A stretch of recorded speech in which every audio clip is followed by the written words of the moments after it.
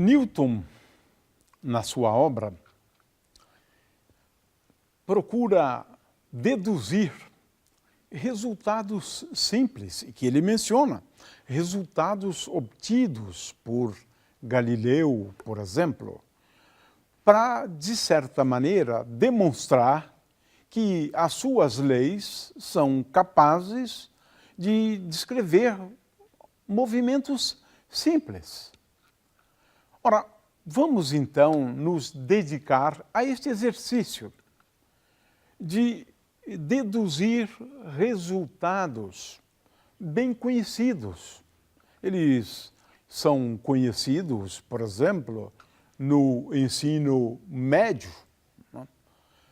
Ora, vamos começar por exemplos onde as forças são nulas. Depois, forças dependentes apenas do tempo. Um outro exemplo de forças. Forças constantes. Beleza, é muito fácil. Vamos ver quais são os resultados que a gente pode obter utilizando a dinâmica newtoniana, claro, mas é para a gente entender o que a dinâmica newtoniana se propõe. E, finalmente, forças dependentes apenas da posição. Ora, vamos... É só para que se entenda o programa que se quer implementar. Ou seja, a gente tem que começar com umas forças. Vamos imaginar que a resultante das forças que age sobre um corpo, essa força resultante é igual a zero. Ora, o que nos diz a lei de Newton? M é igual a é igual a zero. Ou seja, o que significa isto aqui, a rigor? Significa que m vezes dvx, porque a aceleração é a derivada da velocidade com respeito ao tempo, m vezes dvx, porque isso aqui é igual a m vezes a x. Mas, se a força é igual a zero, isto é igual a zero. Portanto, m vezes dvx dt é igual a zero. M vezes dvy dt é igual a zero. E, finalmente, m vezes dvz dt é igual a zero. É isto. F igual a zero, m vezes a aceleração é igual a zero, o que significa que dvx dt é igual a zero. Ou seja, dvx dt é igual a zero. Ora, mas o que significa isto? O que é que nós estamos concluindo utilizando a lei de Newton?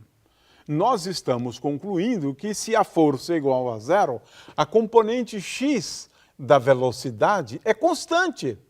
Vamos chamar de v0x essa constante. Por quê? É simples, é só derivar, né, a velocidade com respeito ao tempo. Estou falando aqui da componente x da velocidade. Portanto, concluímos que Vx é constante, Vy é constante, V0y, Vz é constante igual a V0z. Dizemos, portanto, que a velocidade da partícula, nesse caso, é constante e igual a V0. Concluímos isso a partir da segunda lei de Newton. Agora, se nós nos lembrarmos que dx dt, que é a componente x da velocidade, é igual há uma constante, vamos chamar V0x, né? Nós somos levados a concluir que x depende do tempo, de tal forma que x de t é igual a uma constante, que nós vamos chamar de x0, mais v0 x vezes t. É isto. Olha só, utilizamos a lei de Newton para demonstrar que, na ausência de forças, a componente x depende do tempo assim. A componente y depende do tempo assim. Y igual a y0 mais v0 y vezes t. E a mesma coisa para a componente z. Então, escrevemos que, resumindo, R depende do tempo da seguinte forma: é igual a R0, que é a posição inicial, a posição no instante de tempo t igual a 0, faça t igual a 0 aqui, né? mais V0 t. É isto. É isto. Ora, o que concluímos? É um movimento uniforme. Poderia dizer, mas espera aí, isso era de se esperar, você está num referencial inercial. Exatamente, exatamente. É o que a gente concluiu, mas agora eu estou deduzindo isso a partir da ideia de que a força é igual a zero, eu estou no referencial inercial, estou deduzindo, né, que o movimento da partícula é um movimento uniforme. Velocidade, porque existem duas definições de movimento uniforme. Eu estou usando aquela que faz uso de grandezas vetoriais. V0 é igual a uma constante. Veja, eu estou indo agora um pouco de trás para frente, porque no ensino médio você começa definindo o movimento uniforme assim. Não. Para nós, o movimento uniforme ocorre porque a força é igual a zero e eu vou deduzir isto, né? O que é interessante é o seguinte, é que também eu posso demonstrar, né, que a trajetória é uma linha reta. Isto acontece porque, a partir daqui, eu posso tirar o tempo como função da coordenada x menos x0 dividido por v0x. E agora substituo aqui, obtendo que y de t é igual a y0 mais x menos x0 vezes v0y dividido por v0x, que é uma expressão de y agora como função de x, e essa função é a função afim, que descreve, portanto, uma reta. Muito bem. Esse é um exemplo absolutamente trivial, é claro, mas nós quisemos aqui chamar a atenção para a ideia central da mecânica. Eu considero uma força e agora eu vou encontrar a posição da partícula como função do tempo. Utilizando o cálculo agora, utilizando o conceito de derivada. Nós só vamos utilizar derivadas muito simples, né? O fato é que esse é o programa, né, newtoniano. Dadas as forças, encontre a posição da partícula em função do tempo, levando em conta as condições iniciais. Sim, estão aí as condições iniciais. Estão ali no x0, no y0, no z0, no v0x, v0y, v0z. R0 e v0.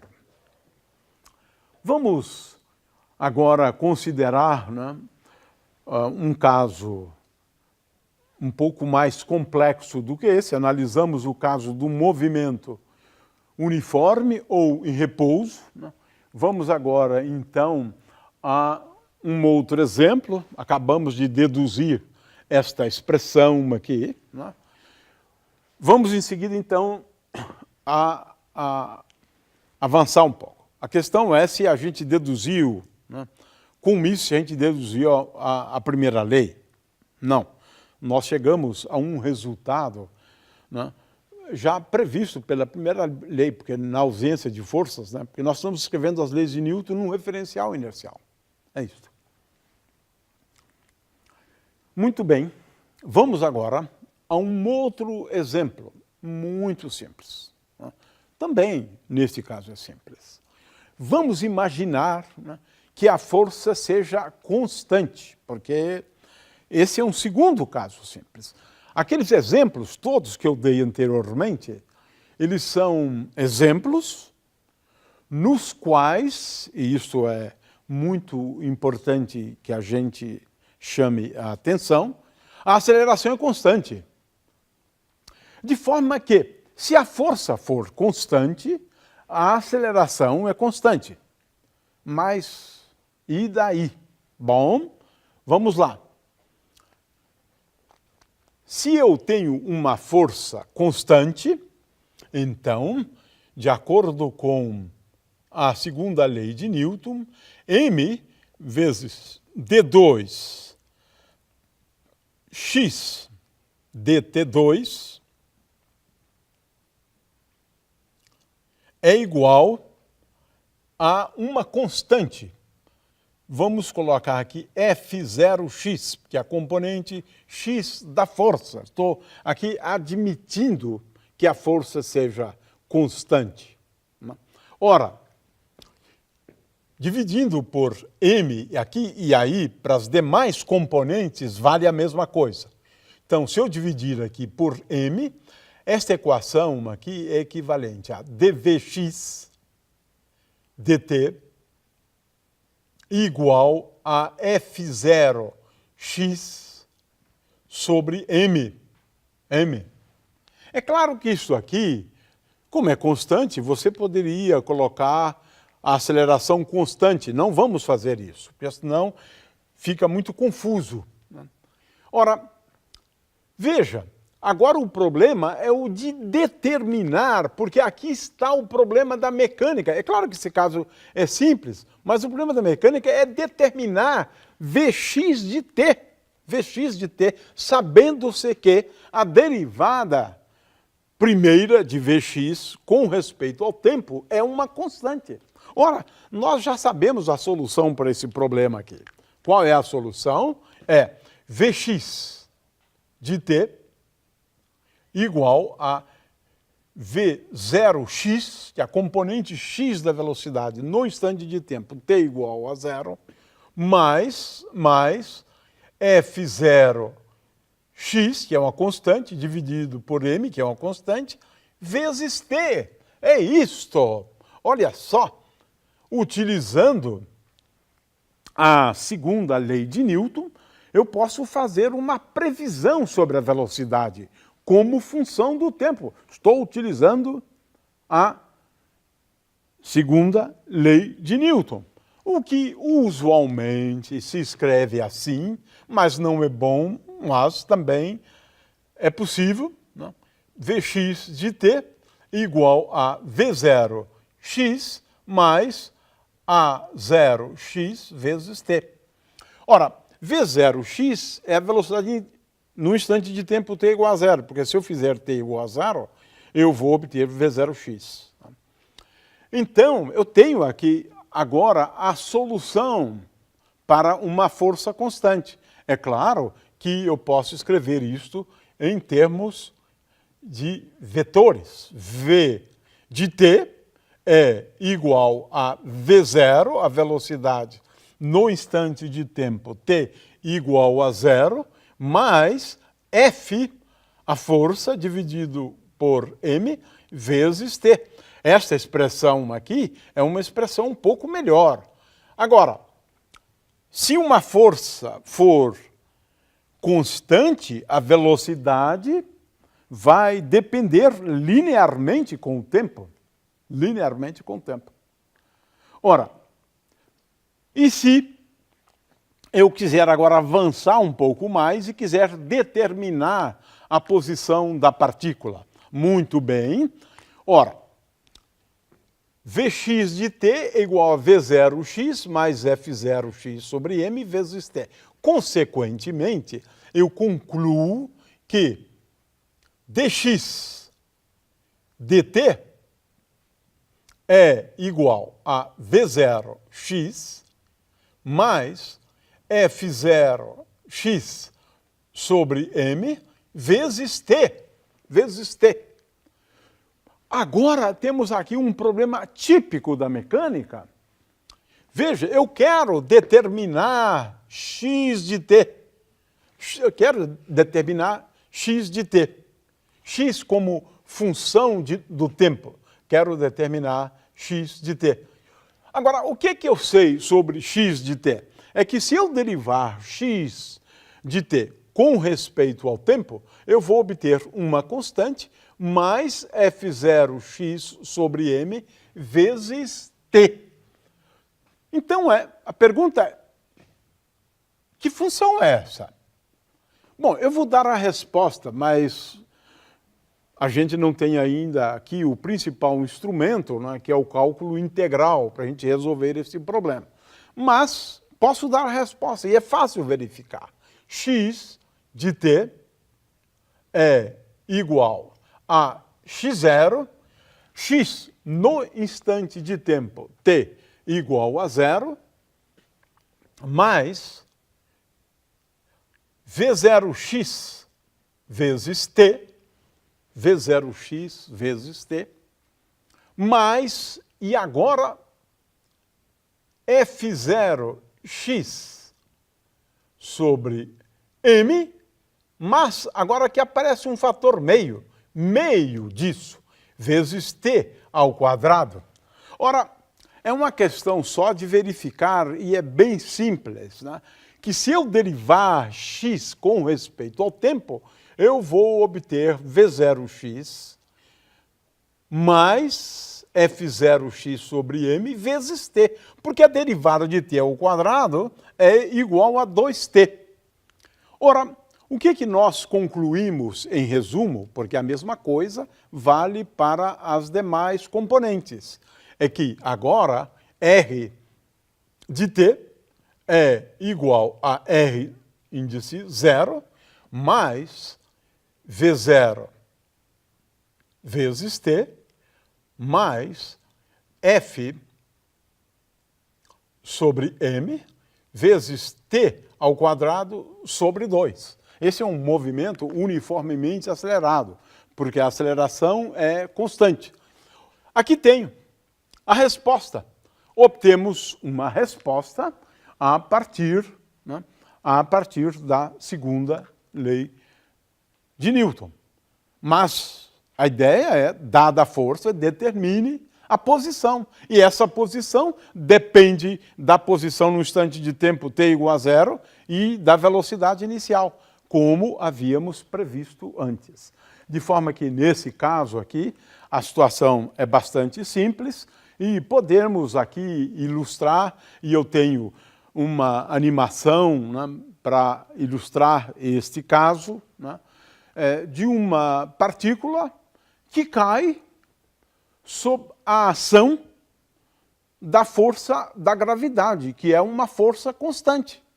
E se ela cai verticalmente, como no caso dessa animação aqui, então vamos analisar esse caso no qual soltamos uma partícula, um objeto, a partir de uma certa altura. Ora, qual é a situação, então, que nós estamos querendo descrever? Uma partícula de massa m, ela está sujeita à força gravitacional, ela cai por conta disso. Agora, o que nós fazemos aqui para simplificar essa análise é o seguinte: eu considero aqui um referencial que é o eixo y passando pelo ponto onde está esta massa. Consideramos aqui o eixo x paralelo ao solo, de forma que eu tenho um movimento, quando eu solto uma partícula, onde y é função do tempo. É isto. Ora, como é que nós determinamos y como função do tempo?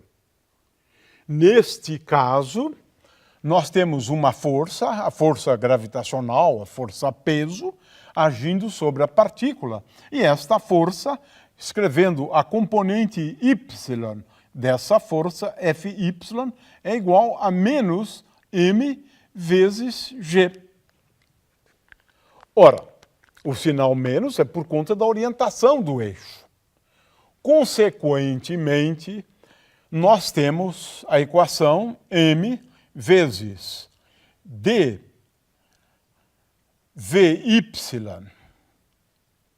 dt igual a menos g. Ora, qual é menos g vezes m? Portanto, se cancela, se cancela. dvy dt é igual a menos g. A solução é, isso implica em que v índice y é igual a v índice y 0 menos g vezes t. E tenho, portanto, aqui como a velocidade depende com o tempo. Se ela foi solta originalmente, soltamos, Vy0 é igual a 0. Mas eu escrevi aqui um caso mais geral, que cobre todos os casos daquelas figuras. Finalmente, eu tenho que y é igual a y0. y0 é essa altura inicial aqui. y0 é a coordenada y associada à posição da partícula no instante de tempo t igual a 0. Então, y é igual a y0 mais v0y vezes t e, finalmente, menos g vezes t ao quadrado sobre 2.